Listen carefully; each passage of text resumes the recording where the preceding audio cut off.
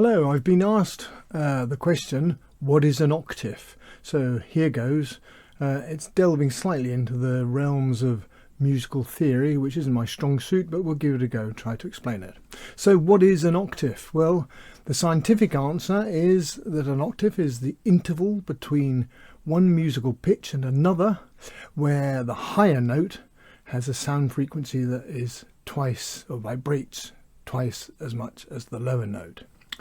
If you say that a note is one octave higher, it means that the note is the same, but it's in a higher section of the instrument. So if you imagine a piano, for example, the keys on the left are going to be lower than the keys on the right, which are higher.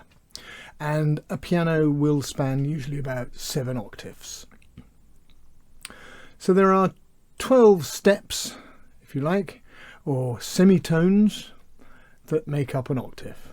And they start with C and go through C sharp, D flat, D, D sharp and E flat, E, F, F sharp, G flat, G, G sharp, B flat, A sharp, B flat and B.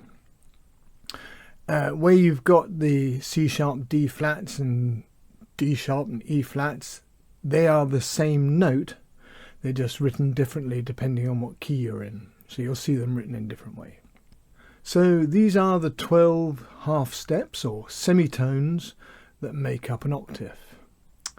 So on your ukulele fretboard, well, we've got an awful lot of notes, haven't we?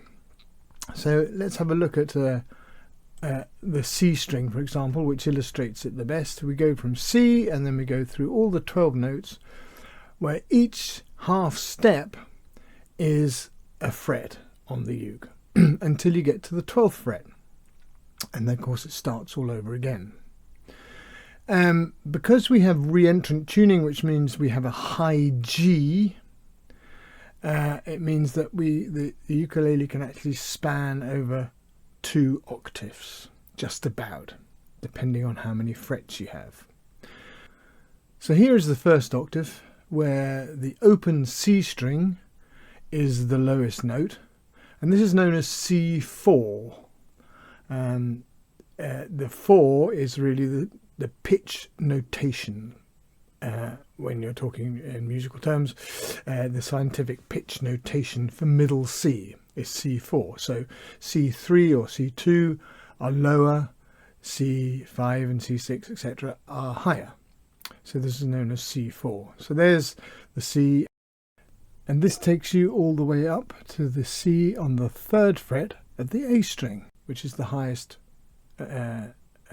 point on that octave. And then the 2nd octave spans all of these notes.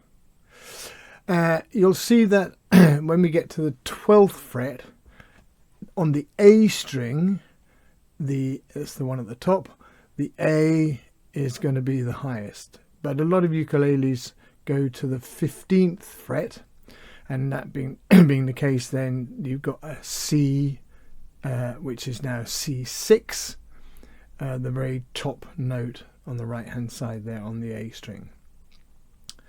So that's the highest note there. Anything after that and you're delving into the realms of the 3rd octave, but to be honest, you'll never ever get that far up the fretboard probably.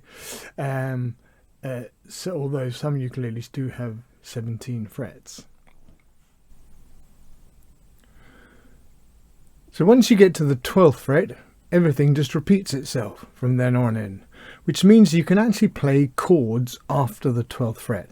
It's a little bit tricky, but the chord shape for C, for example, would be there. So you could strum that with a very, very, very high C.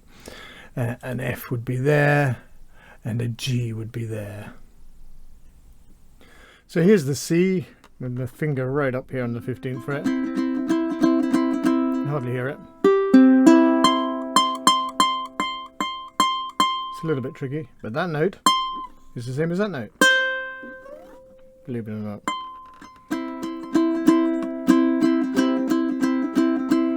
A little bit tricky, and then the F, of course, is there,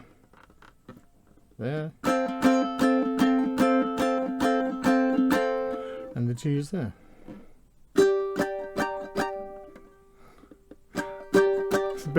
It's It's a bit of a squeeze. Bit of a squeeze for your fingers in there. But if you've got nice small fingers, you can do that. And of course it helps if you've got a cutaway here to get your fingers up there.